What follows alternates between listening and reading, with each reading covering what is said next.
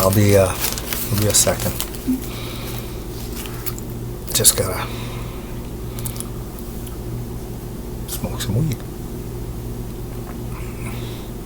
A little bit of weed. Humans have a special and long relationship with weeds, cannabis, tobacco. Kale's a weed, just in case any vegans or vegetarians were, starting to get judgy on me smoking a weed. You're eating one. Every kale Caesar, full of fiber that we don't need, in food that is good for us in very small amounts. Again, everything in moderation, including salads and seeds. We got to get that stuff straight. We got to get more variety in our diet, and we aren't plant-based. I don't care about your conscience or how you feel about how animals get treated. I don't like to see any living creature with a consciousness get mistreated. That might be me. It is, right? That's how we have to treat any living creature that we can see ourselves. For millions of years, the only way we really could see ourselves, the first time we see ourselves, is reflected in another human being's eye. Look up at your mother from the breast and know that as you're being nourished, you're seeing yourself reflected back at you from the depths of your own mother's. Everything inside is her, is your mother, and she carries with her every mother before her. So love your mother and know that you're your mother's song to the universe, because the universe is just noise and reality is just the sound that infinity in all directions makes when it. The Big Bang is just the universe applauding itself for existing, right? Applaud yourself. When your hands come together, it completes a circle,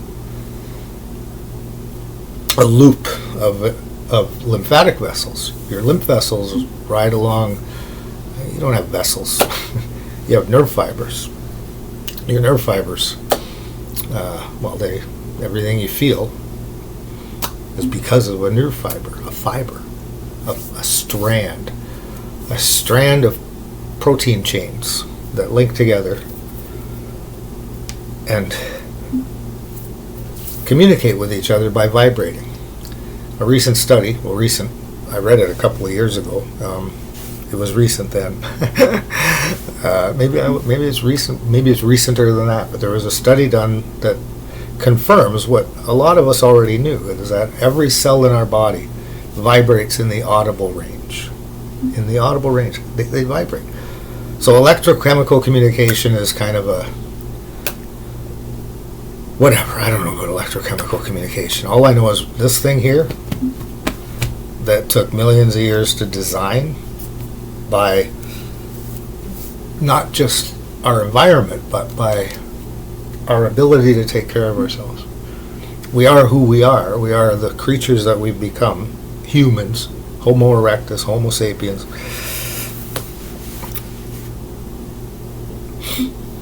Because of these. So we owe these our lives, our hands. And we have to give them every ounce of respect that they deserve, because they took millions of years to design and develop, man. We give Elon Musk and Bill Gates all kinds of credit for designing some computer programs and putting some ones and zeros together, and I give Elon a little bit of credit for getting us off the planet, but where are we going to go? Maybe Mars was already a life-bearing planet, and it's not anymore. Time is we have a hard time. I'm not punning on purpose. I do alliterate on purpose, though.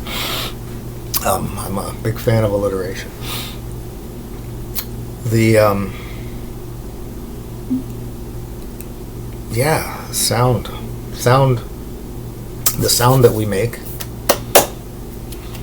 informs us. You hear it, so your nerve fibers attached to your eardrums, your inner ear, which is us. We humans have an inner ear because we lost the ability to. Well, we lost our tail in the jumping gene. We can still jump,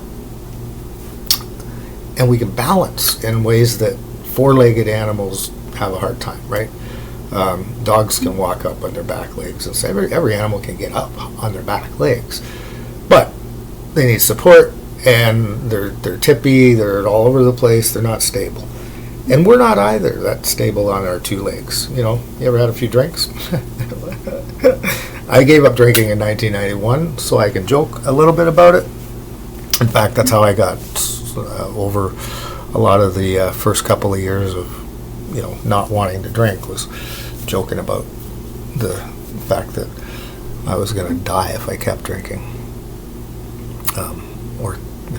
or worse. There's worse things than dying.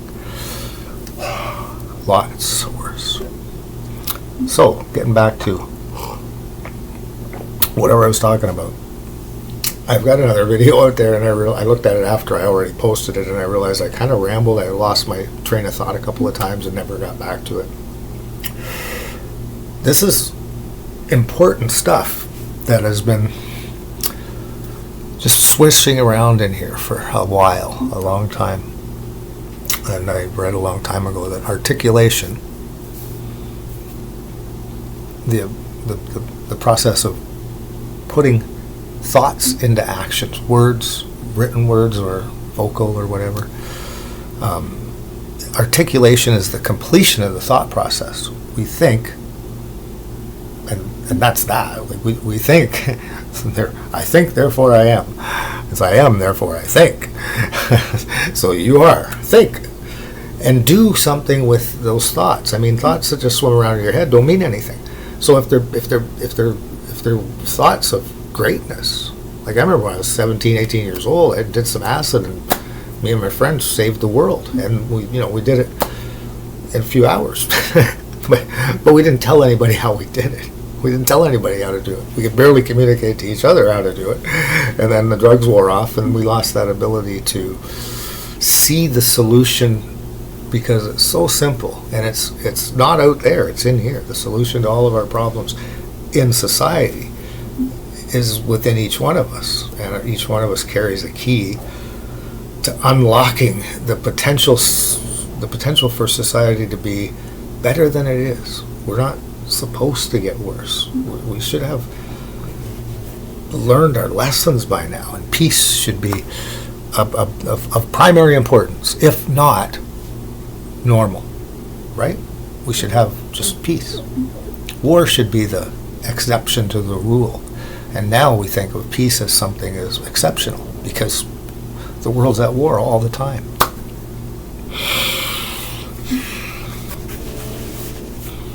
And who wins a war?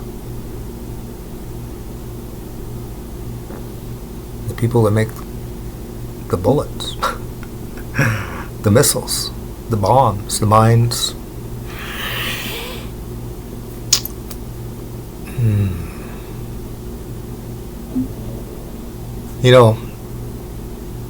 Every bullet fired in a war has a propellant behind it that's made somehow by the chemical industry. It's no mistake that the Nobel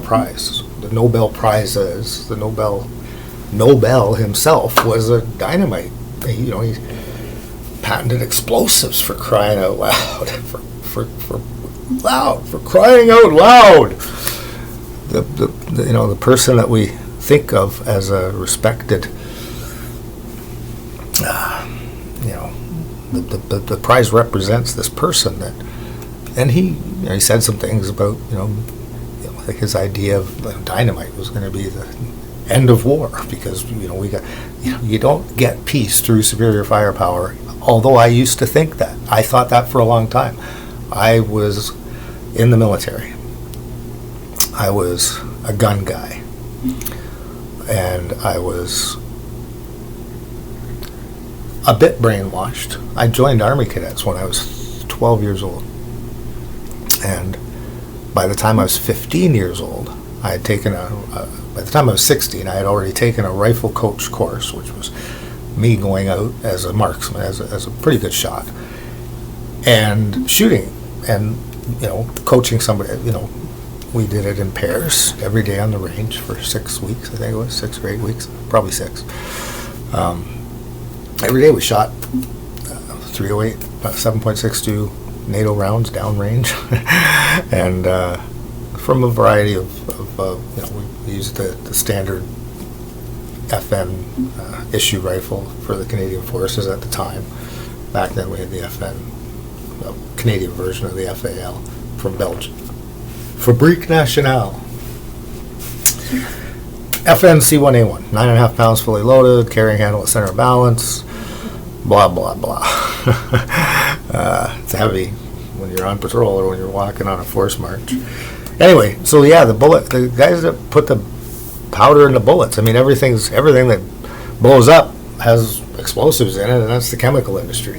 And just FYI, the chemical industry and the pharmaceutical industry, the health and beauty industry, the house cleaning, the cleaning supply, they're all the fucking chemical industry, right?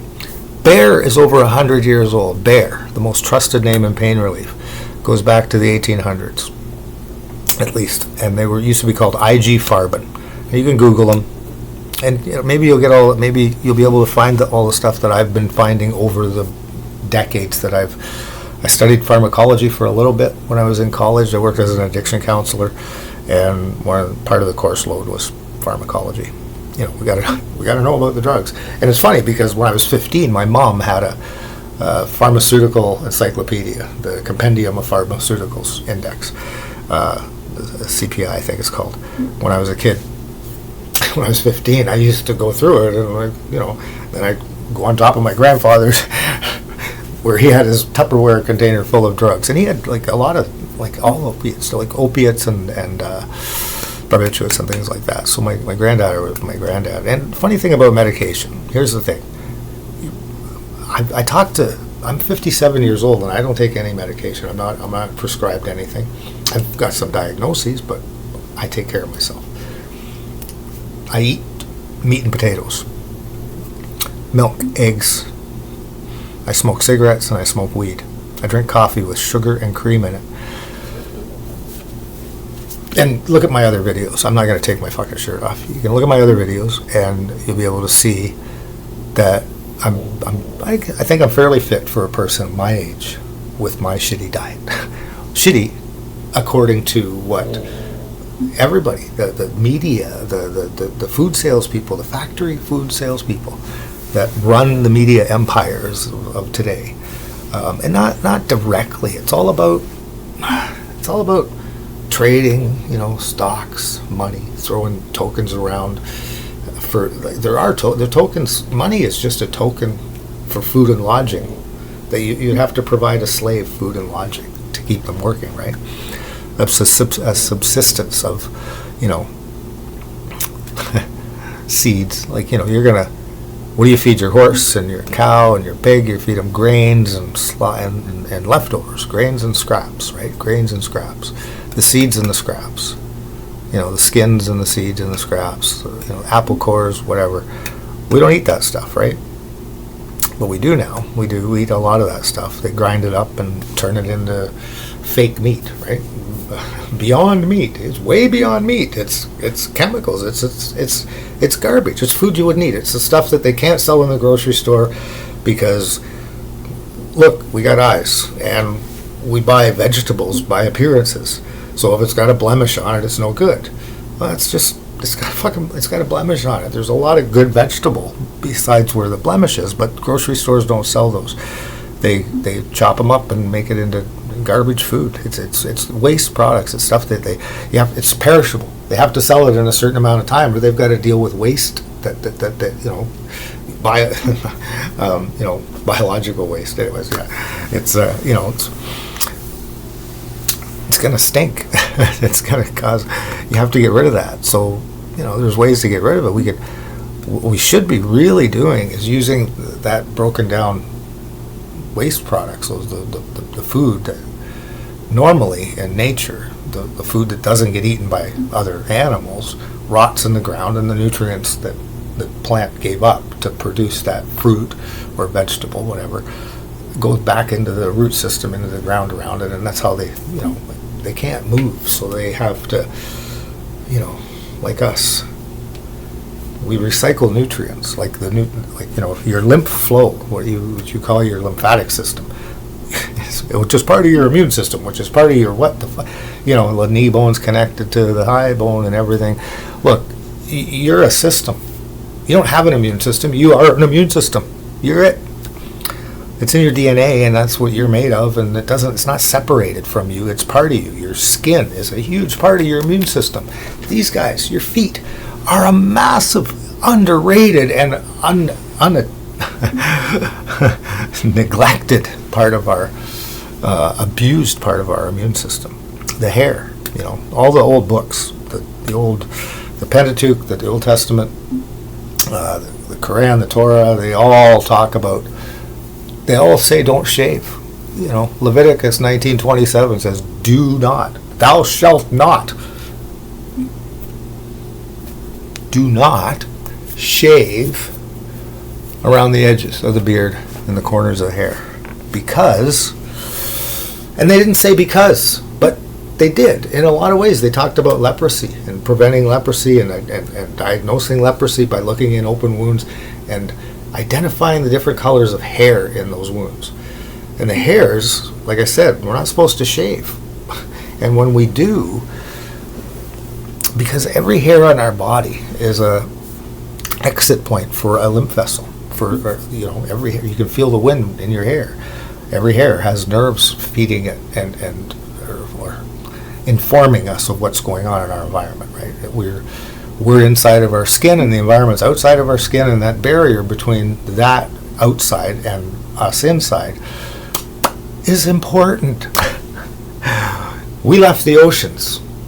We left the ocean. We were fish once. We were tubes with a hole at each end, swimming around in slime, and then we became this. We became tubes with a hole at each end, but with hands and a head and eyes, and we detached from the surface of the planet. When oceans receded and moved, when the surface waters on the planet moved around as the plate tectonics and Earth's geology changed over billions of years,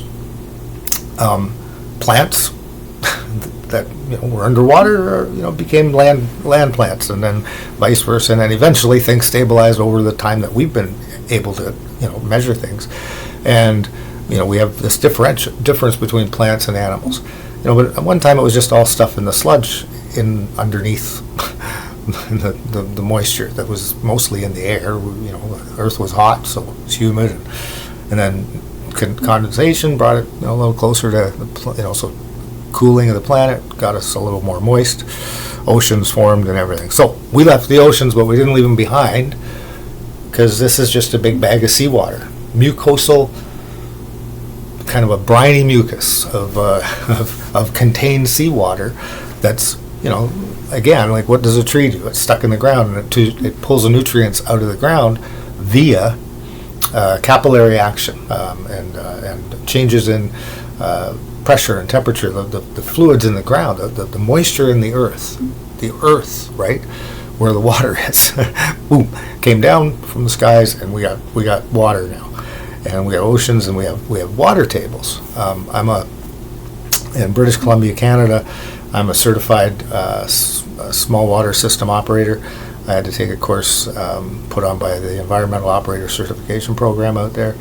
I got 98% on the final exam after taking the course. Pretty proud of that.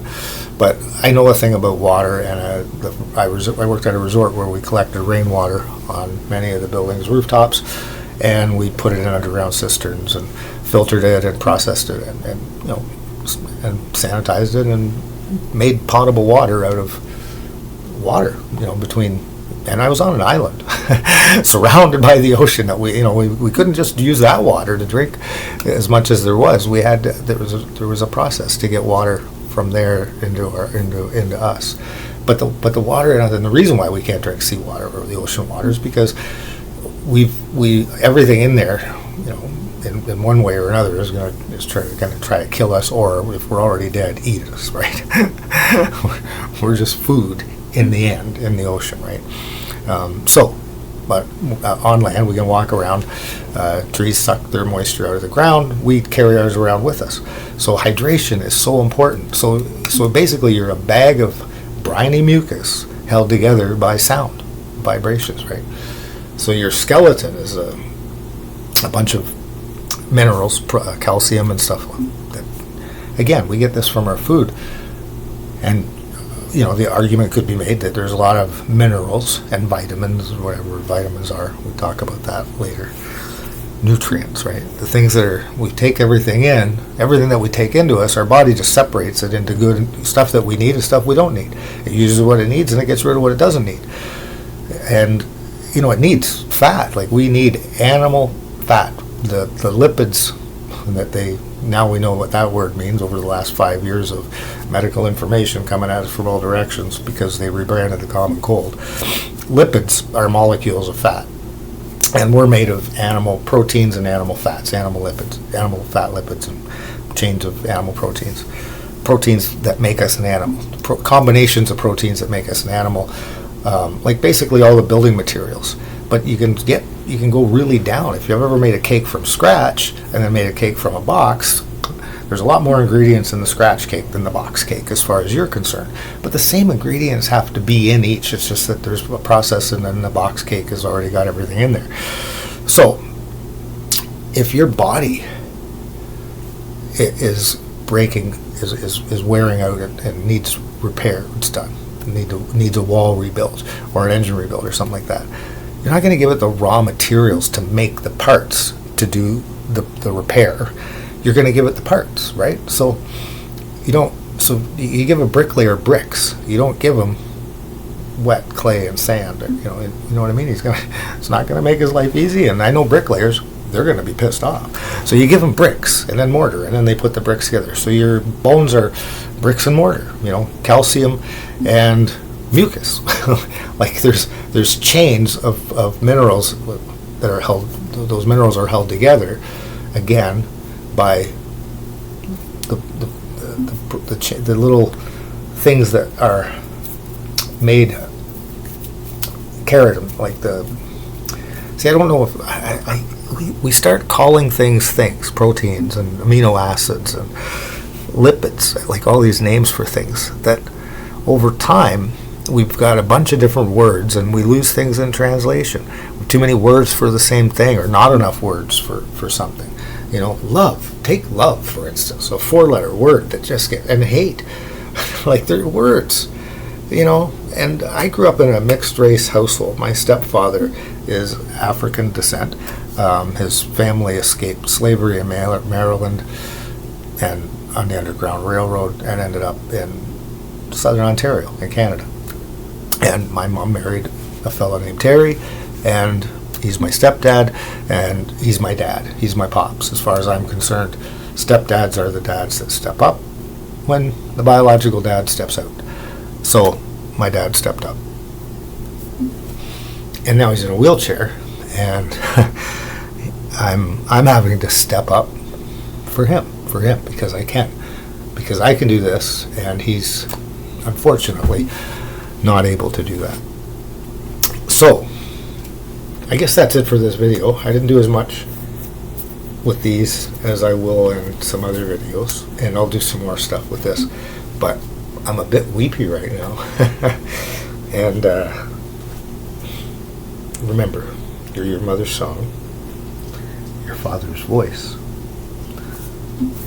and both of their tears.